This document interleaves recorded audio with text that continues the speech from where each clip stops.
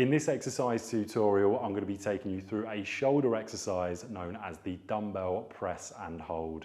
So this is an exercise where one dumbbell is being pressed above the head and the other is holding an isometric contraction where you're keeping the dumbbell in a set position.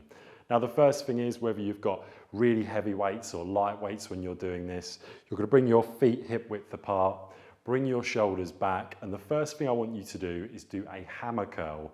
So what that simply means is you're going to bring the dumbbells into a position by your sides where your palms are facing towards the body.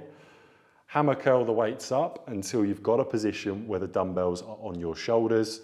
Once they're resting on the shoulders, you can bring the elbows out.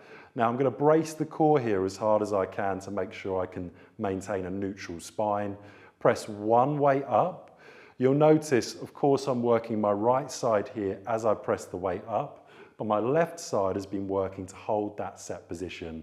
Now my left side's going to come up, right side's holding that set position, and as I come back down, I'm returning to that 90-degree angle at the elbow.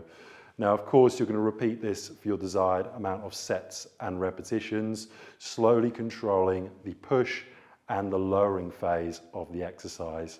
When you're doing this, it's really important that you're not bringing your back into an extended position.